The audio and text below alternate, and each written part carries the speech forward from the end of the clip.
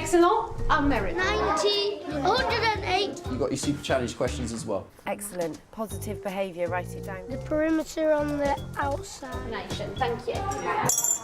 Exploring thinking processes is crucial to establishing how well our students are grasping concepts and principles. At the same time, it's important to maintain an atmosphere in which everyone is willing to take risks with their answers. Maths teacher Philippa Rouet at the Merchants Academy in Bristol thinks she's cracked it with an approach which makes the best use of the wrong answer. Come and help yourself to board, pen, rubber. Ladies and gentlemen, board, pen, rubber. Come on, grab it. On your boards then, write this down.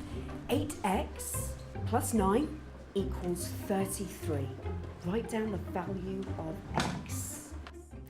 It's a questioning strategy that I mainly use at the beginning of the lesson, mainly to recap, but also to extend into new learning. I ask a very straightforward, easy question to start with, and I encourage them to come up with an answer, and everyone has to come up with an answer. Everyone has to take a risk. 8x plus 9 equals 33. Who's got an answer? Archie. 3. X equals 3. So that's Archie. Brilliant, something different. I want something different. X equals 16. X equals 16. I encourage as many different answers as possible. And the more answers that they see on the board, the more that they'll see it and go, oh, well, mine could be right. 13. X equals 13? Yeah. It's important not to comment as the students are giving the answers. There are many times when, as a teacher, you can go, well done, excellent, you've got it right. And then that's it. It kind of shuts down the whole questioning process. I'm just going to ask you to explain why and how you got your answers. It helps get all the misconceptions out, as many as you can get out, first of all, and then they can be corrected. Georgia, how did you figure out that it was 17? Because I added the 8 and the 9 together. Yes. And I was trying to make 30 from the 16 what made 8 and 9. Okay. Archie, you say x is equal to 3. Why? 8 times 3 equals 24. So if you add 10, it'd be 34.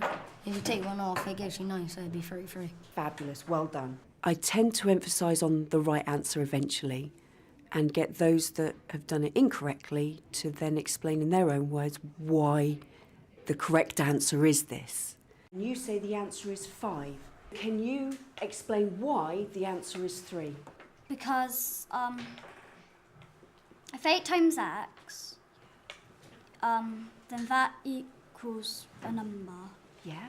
And then you add 9 to it, then it'll make 33. Fabulous.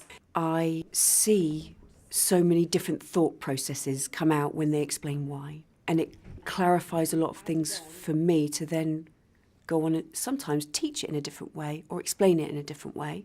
Can I now ask you to have a go at another one? I get them to rub off their boards and then move on to one that's very similar. So the ones who got it wrong before can have an opportunity to get it right. Everyone put your boards up? Oh, fabulous, well done. Excellent, excellent, brilliant, well done. Then I can change things ever so slightly, like change a positive to a negative or vice versa. This time you have got 2x, take away 3, equals 13. It's a stretching, questioning strategy.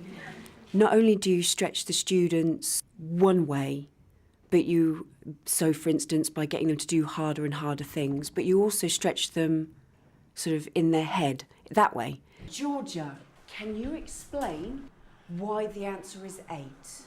You times the 8 by the 2, which gives you 16, and you take away the 3, which gives you 13. Excellent.